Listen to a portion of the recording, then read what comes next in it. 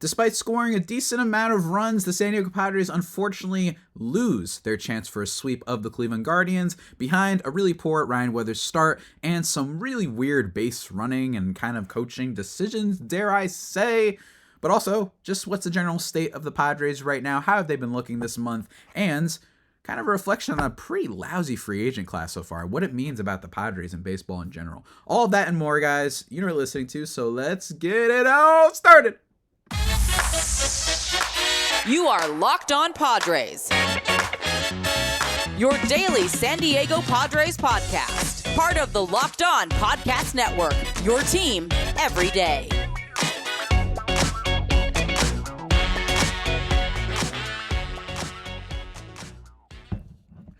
Greetings, ladies and gentlemen, and welcome to an edition of the Locked On Padres podcast, which is part of the Locked On Podcast Network, your team every day for Friday, June 16th. As always, I'm your host with sometimes, but occasionally, occasionally, but certainly not always the most, Javier Reyes, as evidenced by me messing up my intro. You can find me on Twitter at Javapeno, that's Javiipeno. I also tend to write about stuff over at Just Baseball, about not just the Padres, but baseball in general. Got a couple things cooking in the on the grill over there, so let's look forward to that. Probably going to talk about it at some point, I think, on the show in the near future. You can also find at LO_Padres if you want live tweets during the games. Usually just me goofing around and having fun, but if you want that, go check that out. And then also on YouTube.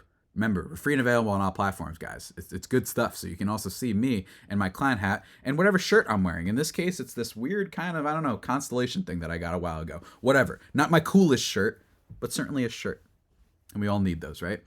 This is a weird intro so far. Anyway, today's episode, guys, also is brought to you by Bird Dogs. Go to birddogs.com/LockedOnMLB, and they'll throw in a free custom Bird Dogs Yeti-style tumbler with every order. Super comfortable stuff over there at Bird Dogs, so go check that out. And on today's show, we are recapping last night's game and then doing a little bit of general baseball fun Friday talk about the current state of the Padres and what's going on with them, and then the free agent class, because I've been meaning to talk about this for a little bit. I wanted to kind of just share a little bit of a point I have about the free agent class that has been secretly, in my opinion, like unbelievably underperforming, like just really crazy stuff. But let's start with the game last night. The Padres lose, unfortunately, 8-6, and it was bad from the get-go. It wasn't a bad game, though. I just said 8-6. The Padres offense did show up in this game. Unfortunately, I think there was a lot of weird decisions that were made by the team that we're going to talk about in a second. But I will say, firstly, that Ryan Weathers, a disaster. And I also put this out on Twitter. Someone actually tweeted at me. DFA Kevin Acey on Twitter said, in regards to Weathers, because someone was asking me, they tweeted at me, and also Ben Higgins of Ben and Woods being like, we got to DFA Ryan Weathers. And I think that people can sometimes understandably be a little bit quick to jump to send him back down, do that when you don't take into account how many player options, or how many club, waiver options you have, whatever that's called, how much control, how many options do you have to be able to send the player back down to AAA. You can't just do that in perpetuity. So for someone at his age, as Kevin Acey pointed out, you just don't DFA a 22-year-old with options. Just use Wolf or bullpen game if Lugo isn't ready. That's kind of how I feel. Maybe they want to adjust and say Ryan Weathers is the second of a piggyback sort of start, but I just don't think that you can dump him, and it's not like we have all that much stuff. I jokingly brought up Jay Groom, who has been struggling in AAA, which is unfortunate because he actually was impressing during spring training, and a lot of people seem to like him, and I was rooting for him because I thought that it would have been genuinely hilarious if we got something actually back in the Eric Hosmer dump. That'd be pretty funny. Someone actually tweeted at me saying that Lugo could be back in time to start in the San Francisco series. So look, Lugo's been out for a while, and I don't think that it was broadcasted or maybe messaged in a way that felt like it was going to be a while.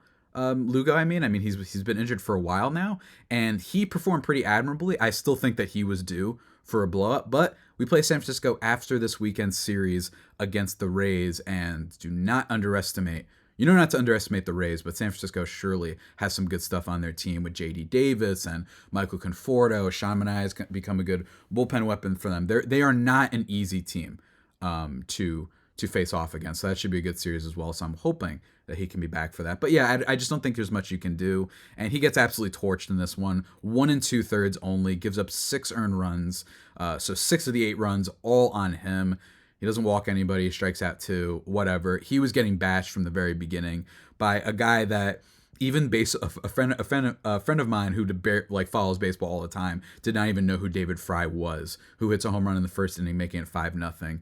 And then Jose Ramirez gets a single later in the top of the 4th. So a nightmarish start for our guy here, truly. Jose Ramirez also gets a double to bring in Miles Straw. That was the last run that Weathers gave up. So really, really unfortunate stuff because the Padres also did score in this game. And considering that their bullpen was able to go so much farther. I mean, Dylan Carlton was pretty okay. Tom Cosgrove, again, low-key been unbelievable for the Padres. I don't know how much it's going to keep up. I need a little bit more data on him, but he's only given up 1 earned run, and it was when they made him pitch in a monsoon back in Coors Field. Brent Honeywell, he's like the type of guy, like, you don't hate having him in your bullpen.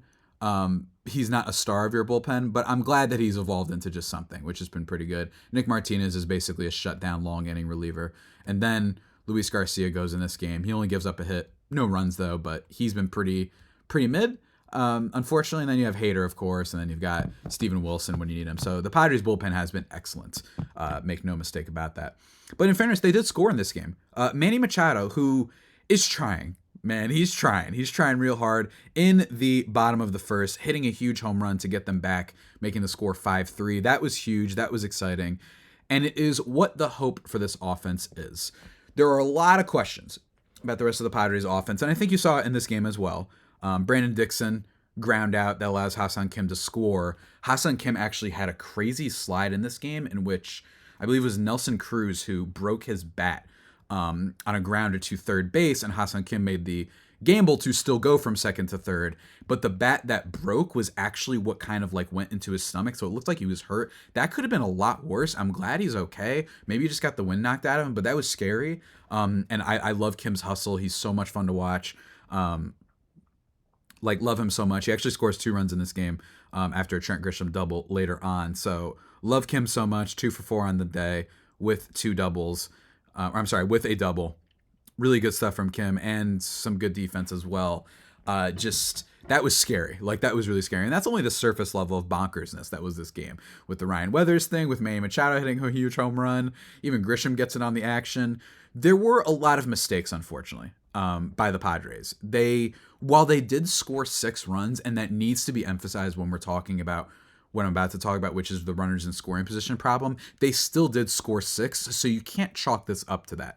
But that being said, they had multiple instances in which they could have brought in runs. Bottom of the 6th, Soto starts off the inning with a double, then Manny Machado strikes out, then Juan Soto, for some reason, and I get it because it's 1 out, you want to make it that a sacrifice fly can tie the game, but he gets caught stealing third, unfortunately, and Soto isn't necessarily a speed demon, so I didn't understand that decision, especially with Xander Bogaerts up, who has been slowly kind of getting into the swing of things, and then what ends up happening is he hits a single. So, it's just, I didn't feel like that was an instance when you need to steal a base. I really didn't, and I get it, I like being aggressive, but personally, I just felt like we're hitting this team pretty hard right now. I don't think you need to be so desperate to move your runners up the base paths, but that's just me.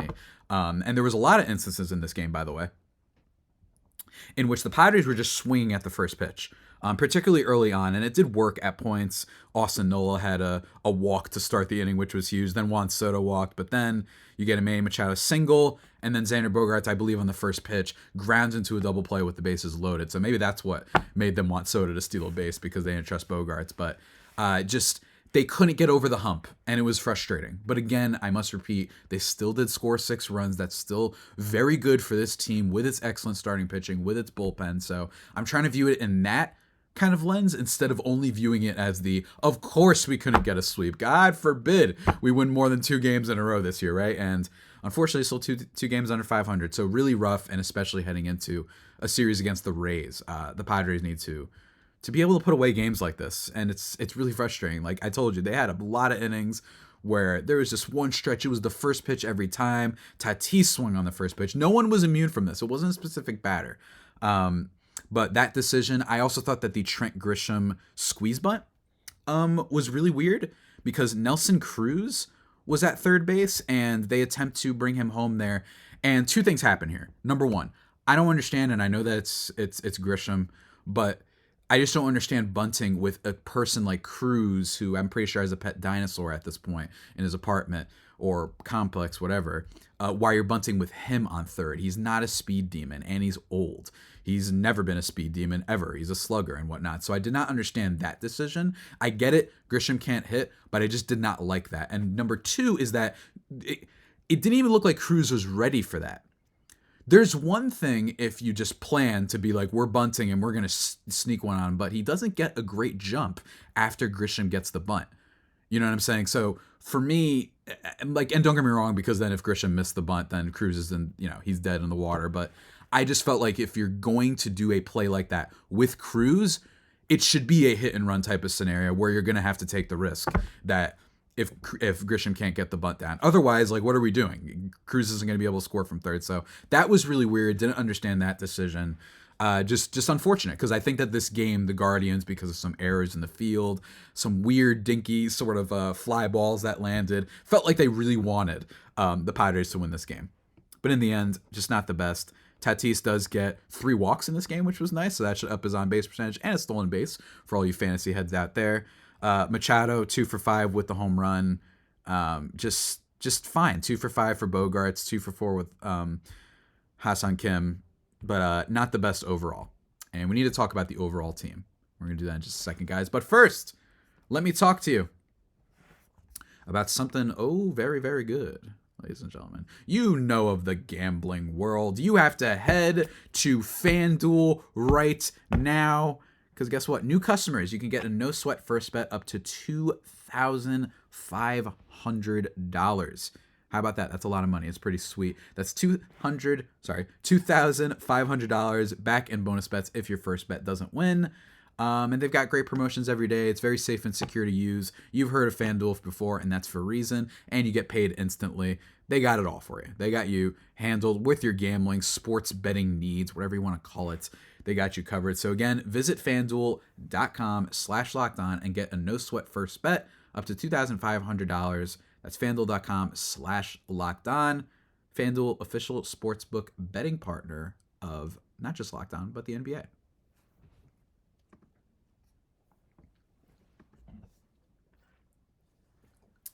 All right, and we're back, everybody, here on Locked On Padres. That's enough of a recap, let me tell you. But I really want to emphasize, like, if you're going to lose a game, they lost it honestly. It's like, you know how, like, my theory these days is, like, I ignore a lot of the film critics. I think that the best movies today are still as good as the best movies from back then. I still think great stuff, indie, blockbuster, whatever could come out now. But I think bad movies today are worse than the bad movies from back then. You know what I'm saying? And for me, the bad movies back then, they were honest. It was a good bad, you know what I mean? And that's what I feel about this loss last night, where it was like really bonkers, really all over the place, but you got some personality. It was at the very least entertaining, even if it was frustrating in a lot of ways because they're unable to complete a sweep that they really could have used heading into this Tampa series. But I just thought that it was like it was a pretty good game. I really do. I think that, yes, it was super frustrating and stupid that they weren't able to get the tying run across because of the Cruz situation, because of the Grisham squeeze bunt, because of Soto getting caught stealing. Like, I get it. And the Bogaerts ground out with the bases loaded. And after you had gotten lucky, by the way, with the Bogaerts thing, where Soto, I forgot who it was that grounded into a double play. I think it was Manny. It should be Manny after that. It was a double play ball, but the Guardians make a mistake on defense. So, like, you had your thing, and then they just... and Bogaerts was clearly frustrated. Like, he was absolutely livid. Like, you can tell it looks like he was going to throw his helmet through the Earth's core after that. But I want to talk about the Padres in general. What we've seen from them lately is the formula for success. I've often compared this team on previous episodes to hoping that their upside could be something similar to the Baltimore Orioles when Manny Machado was there, where the vibe and the kind of philosophy of that team was, screw you, we have 4 guys at the top of our lineup that are all going to hit unbelievably well on offense, 30 home runs each, and nothing else matters. Do we have a starting pitcher we trust? No. Do we have a bullpen we trust? Yeah. The rest of it is just gravy. That's kind of what the Orioles were like, and the Padres are a little bit similar. Overall, like, at least in their construction. Tatis has been absolutely in fuego lately. And he has 14 defensive runs saved, by the way. I think he might be the league leader officially now in defensive runs saved among all positions. I'd have to look that up really quickly. So I'm, going to. But like, it's just like the guys have been playing better, and Soto has been playing a lot better, and Manny is slowly seems to be getting it, especially after the home run last night. And Bogaerts, yes, he was really bad in June, but you know what? He's making for, or in May, I'm sorry. But he's making up for it right now, and he was also so good the first month that he gets a little bit of a pass if he has a bad month, with the way he literally was just like an MVP candidate that first month. So if the Padres are going to play like this, the big question is going to be DH. And I talked about this on the episode the other day. Like, how are you going to figure out this DH situation? The way I see it with the offense right now is if it keeps going the way it goes with the four of those guys at the top, all they need, Ha-Seong Kim is an average offensive player, and he's a defensive specialist. Don't worry about him. He's also a leader in defensive runs saved, by the way. The big thing that this team needs is, absent a trade, and I don't know who's going to be available, which is why we're not going to talk about trades as much today. Matt Carpenter, Brandon Dixon, Nelson Cruz, Jake Cronenworth, those four guys. Matt Carpenter, Jake Cronenworth, what's his face? Matt Carpenter, Jake Cronenworth, Nelson Cruz, Brandon Dixon. They need one of those four to be average. I think that's what we're kind of hoping for here. And yes, by the way, defensive runs saved.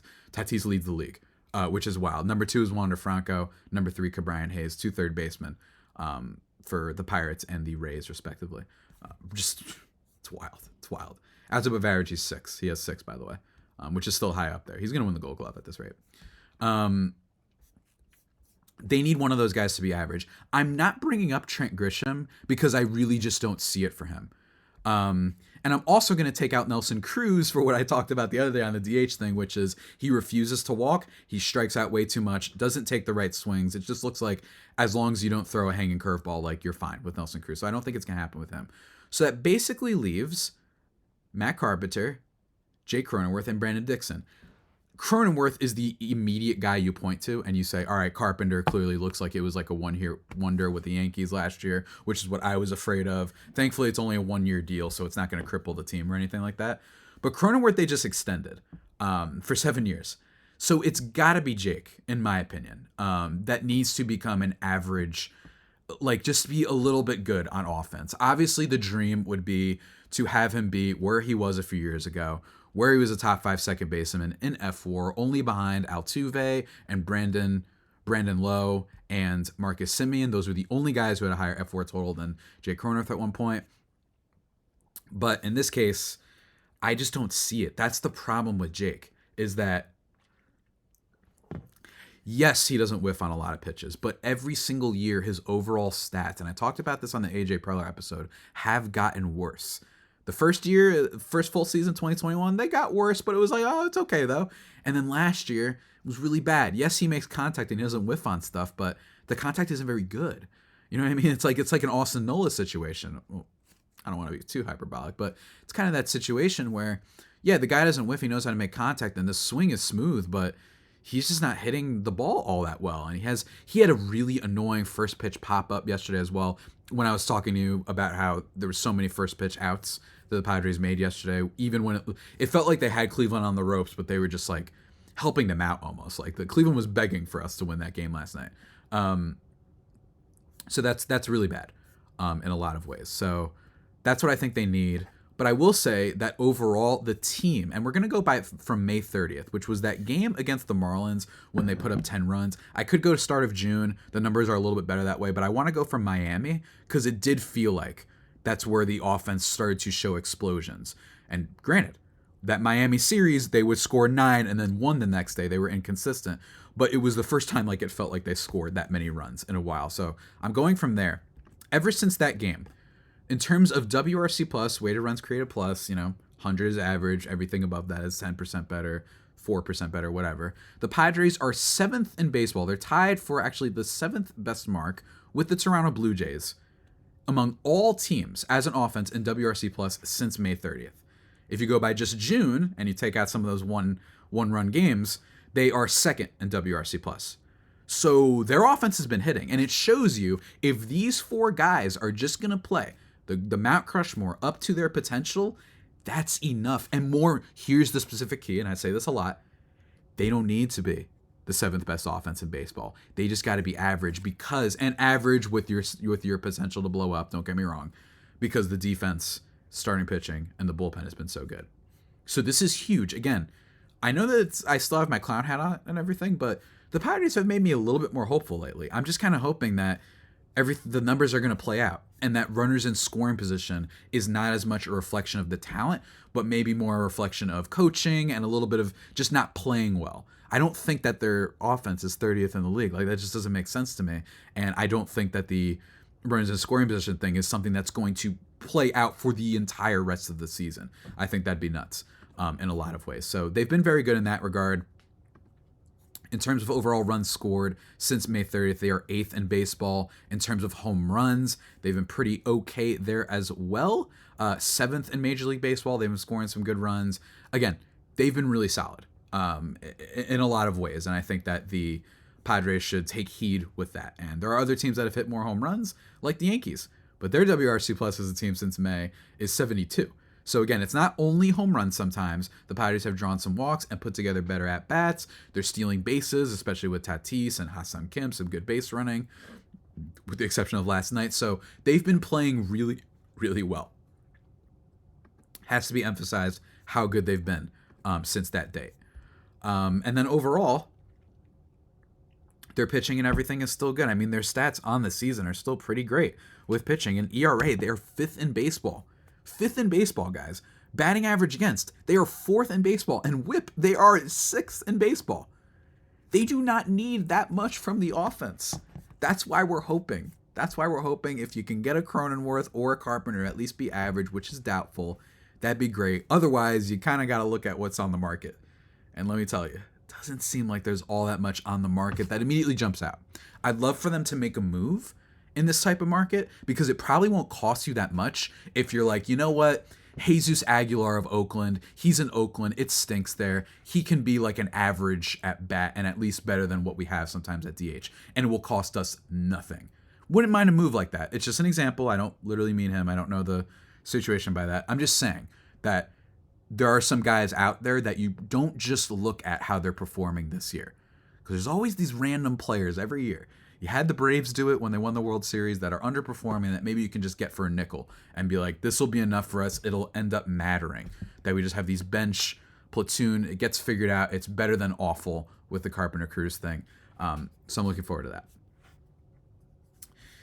We'll have to see how it plays out, man. But you know what else we got to see how it plays out, man? You guys and your bird dogs. Let me tell you, we got to talk about bird dogs again, because they are so comfy. They are so lovely. They are stretch khaki shorts designed to fit slimmer through the thigh and leg and give you a truly sculpted work. Bird dogs do the exact same thing basically as the old Lululemons, but they fit way better than regular shorts and are made of a stiff, restricting cotton. Bird dogs fit, hold on.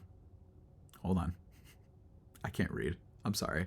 Most shorts are a lot more restrictive when you're wearing them and whatnot. And then the bird dogs are not like that, which is great. And they figured that out with inventing this cloud knit fabric that looks just like khakis, but stretches so you get a way slimmer fit without having to sacrifice movement. And it also keeps you cool and dry. They have this like anti-sweat fabric. So if you're going to a baseball game, you want some khakis that aren't going to make you feel like you're sweating through your legs and you're dying and you're dead and all this stuff. Well, I tested them out at that Yankee game and they were awesome. They were awesome. So guys, go to birddogs.com/LockedOnMLB, and with your order of these lovely, lovely khaki shorts and whatnot at Bird Dogs, you can get a free Yeti-style tumbler with your order, which is great. Who doesn't love some free stuff for things that you already are going to like? I guarantee it. You're going to like it, man. So remember, that's birddogs.com/LockedOnMLB for a free Yeti-style tumbler. You won't want to take your Bird Dogs off. We promise you.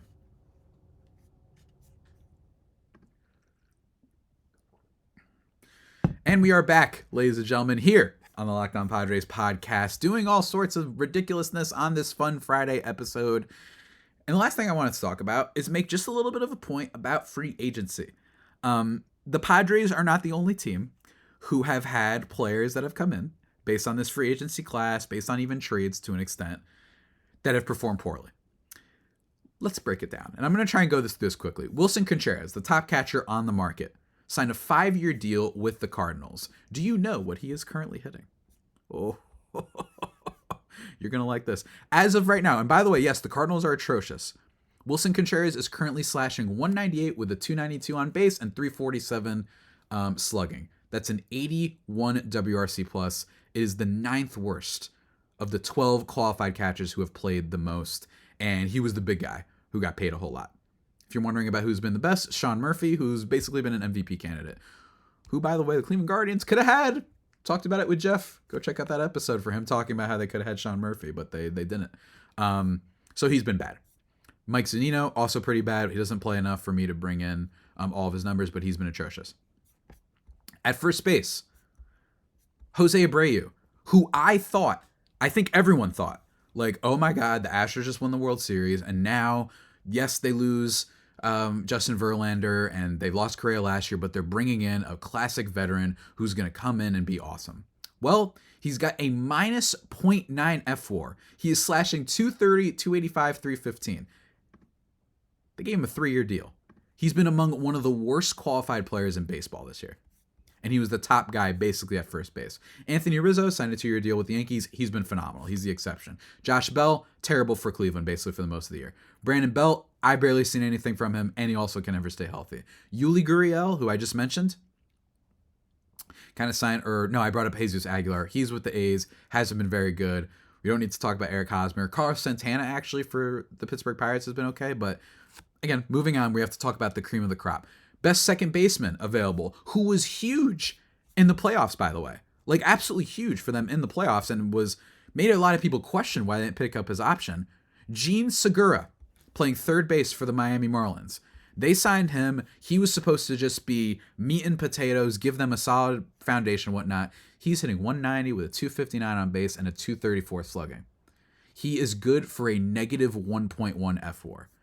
Part of that being the defense, because he's not necessarily always been a third baseman. He's more of a second baseman. So that has been disastrous. And he was probably the top guy at that position. For shortstops, this is when it gets real juicy. Trey Turner signed an 11-year deal with the Philadelphia Phillies. You know what he's doing right now? He's Isaiah Kiner-Falefa, essentially. That is what Trey Turner has been this year. And I'm not making that up. He has been bad. Defense is slightly boosting him, just a little bit. But in terms of the qualified 19 shortstops that I'm looking right now, he's 9th, because in general, shortstop has also been pretty bad. But he's 9th in overall shortstops, which just shows you how bad shortstops have been this year. He's got a 252 batting average with a 301 on base, 395 slugging, and only 12 stolen bases. You think he'd have more for Trey Turner. So he's been bad. Absolutely atrocious. Carlos Correa, he signed a 6-year deal after all that stuff with the with the San Francisco Giants and then the New York Mets. He is currently hitting 219 with a 304 on base and a 424 slugging. He's been boosting it a little bit. He's been better lately, but overall not that great. He's got a WRC plus of 101. And again, a lot of that is from lately. He's been heating up. He might be turning around. But Trey Turner, he's got an 86 WRC plus. My lordy. In the first year, Xander Bogaerts with the Padres. Really incredible first month, and he's 5th in F4 among qualified shortstops. Not bad. So this is just a reminder, and his slash line is pretty solid. It's just that he had a nightmare May, and it probably stemmed from an injury. But just so you know, if you think we're the only team that has gotten screwed by some new players coming in, it is not. Trey Turner and Carlos Correa have been infinitely worse than Xander Bogaerts. The best shortstops this year have actually been Wander Franco and Tyro Estrada, which is wild. So that's rough. Third baseman, big boys. Justin Turner. I actually haven't seen. How is Justin Turner doing? That old Dodger goofball. How the heck is he doing? Let's see here. Justin Turner. Where are you at? Justin Turner. I can't find him, actually. Has he played enough?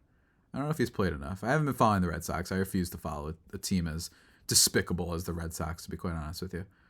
So I can't find him. But in terms of overall, you want to bring up Manny Machado. He's been pretty bad, too, in terms of F4, and they gave him a giant extension. Left fielders, Joey Gallo, he's been basically what you expect. Andrew Benintendi for the White Sox, hits for average, has 0 home runs on the year. That's bad. Center field, Brandon Nimmo, he's been good. Kevin Kiermaier, he's been good. After that, nothing. Right fielders, Aaron Judge, been excellent when he's been healthy. Mitch Haniger, hurt and out for the rest of the year. Michael Conforto's been good, but he's not a big boy. DH, JD Martinez has been awesome for the Dodgers. Michael Brantley, Matt Carpenter for us, not so much. Here's what I'm trying to get at. The biggest free agents, and by the way, that's not even counting the starting pitching. With Rodon, who is the biggest starting pitcher on the market, he's barely pitched. Jacob deGrom, he's out for the season. And those are the two biggest guys. Justin Verlander, he's been bad for the Mets. Just not a lot of great stuff. The lower tier free agents, with the exception of maybe your Bogaerts and maybe your, I don't know, maybe Justin Turner or something like that, have been pretty bad. I'm landing the ship now.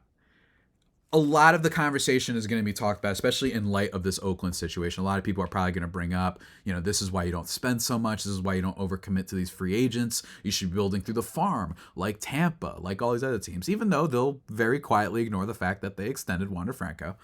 Even if it was a very Tampa Bay Rays team-friendly salary, they still gave him a big old contract. That a lot of people are going to talk about that, and they're going to point to this free agent class and say that. I think that it is worth reminding people two things. One, that there is something to be said for not going all out and not just saying we're only going after the big fish. Because Nate Eovaldi looks like a Cy Young contender. But that's the other thing. And I talk about this with Waka. When I am complaining about team spending, I am not talking about because they don't go out and sign Trey Turner. What I'm talking about is why on earth do the Baltimore Orioles not sign someone like Nate Eovaldi? How is it that the Rangers, who have already spent a whole lot of money and signed Jacob deGrom, another pitcher, for a whole lot of money, and they signed John Gray last year, and they brought back Martin Perez, why are they the team that's able to make that extra move? So when I'm complaining about ownership and not spending money, that's what I'm talking about. Because there's no way Nate Eovaldi is going to be able to kill that many teams. Everyone should be able to afford players like that. Not talking about Trey, not talking about Xander, not talking about Judge, but those guys. The next point I want to bring up is my football comparison, which I'm going to use a lot. I don't know how people feel about it, but I know this is a baseball podcast, but I would wager that a good amount of you are football fans because that's America, right? That's kind of how it works. Or to any international audiences, shouts to you and your version of football. Love soccer, love it very much. I appreciate it and respect it a lot more than I let on. But with American football, a big thing that has been brought up is how important it is to win while your quarterback is still on his rookie contract and you haven't extended him yet. Because once you do that, your salary cap is so screwed in a lot of ways where most of your money's going to the quarterback, rightfully so. But as someone I listened to, I think it was the Athletic Football Show with Robert Mays, was bringing up, like with Dak Prescott, who you might know of Dallas Cowboys, good quarterback. I actually think at times great. Don't listen to the Philly media. He's pretty good, and I hate the Cowboys. Just because he had one bad year doesn't mean you just disregard him entirely. That they keep saying, you know what's harder, though, than when you have to construct a team when your quarterback's getting paid so much? Trying to construct a team when you don't have a quarterback. So with free agents, it is important because, again, I think this is what's going to be a big conversation in some areas. I'm predicting. I'm not 100% sure on that. Is people are going to talk about this is why you don't spend big on the free agents. But you have to, because overall, the teams with the best superstar players are still usually the ones that win. If people are going to blame the Padres and the Mets, and they're going to bring it up a lot, understandably, but then they're going to just conveniently ignore that the Rangers, who were a mess for a while, spent huge money on Marcus Semien and Corey Seager, and those guys have been phenomenal. There are going to be misses. This is how sports work. But the problem is that the misses of money get heightened in the baseball media construct, discourse, lexicon, whatever you want to call it, zeitgeist, whatever fancy word you want to use. The teams that spend a lot and fail get heightened way more, in my experience covering baseball, than the teams that build through the farm and it doesn't work. It's like, yeah, absent the Royals, basically, as long as you're in the top 10 of spending, that's usually the type of teams who win. Houston Astros, they extend Altuve and Bregman, and they gave Verlander a big deal at one point. Like, they signed guys. They brought in Jose Abreu. I know it hasn't worked, but you're going to have misses. That's how sports works. So don't let people convince you that just because there was a miss with money means that it's okay if you miss with the farm, if that makes any sense whatsoever. So that is what I would say. People are going to bring up the Padres and Mets, but I would bring up Texas. I'd bring up the Yankees. I'd bring up all sorts of teams, even the Blue Jays to an extent. They at least went out and got someone like Kevin Kiermaier. What are all these other teams doing? It just doesn't make a lot of sense. And I don't think this is a question of the players not wanting to go certain places. I think plenty of guys would have wanted to pitch for Baltimore. I think that's absolutely, it's just the money wasn't right. So they didn't go there. And they shouldn't if they didn't think that. Just crazy stuff. Crazy stuff. Wild. So who knows? And again, I want to emphasize Bogaerts has not been nearly as bad as a lot of the other free agent busts so far this year. And to be honest with you, I think most of them are going to get back on track, particularly Carlos Correa. I think Trey Turner, maybe it's just a lost season for him, but he should get back and be better at some point. It's still good to spend on superstars, even if it doesn't always work. Now, I will say, the Padres are separate because they've done a little bit too much. You know what I mean? They've done a little bit too much locking in the roster. Like, why are we extending Cronenworth? So that's a whole nother thing. But guys, hopefully you enjoyed all of my ramblings today. I know I enjoyed talking and giving them to you because I always enjoy talking to and entertaining, at the minimum, all of you fine listeners out there. Next week, probably going to be doing a recap, potentially, of this series against the Rays with my guy Ulises Zambrano of the Tampa Bay Rays, Locked On Rays podcast. That should be a lot of fun. I haven't talked to him in a while. Really, I can't wait for that conversation, especially when we're talking about money and not spending and whatnot. That should be a blast. Also next week, probably going to try and schedule some Giants crossovers because we play the Giants. Did you know that? Pretty crazy, right? And all sorts of treats cooked up. We're still here every day, man. We're still here. Even when the Padres make me feel very sad, we're still here. But with that all being said, everybody, that about does it for today's edition of the Locked On Padres podcast, the only pod that may be better than the Padres themselves. Remember to subscribe to the podcast wherever you get your podcasts from. Follow me on Twitter at Javipeno, JAVIIPENO, or at LO_Padres. And of course, check out the YouTube. Just type in Locked On Padres. And until next time, stay safe and, of course, stay faithful. My Fire Faithful homies, take care.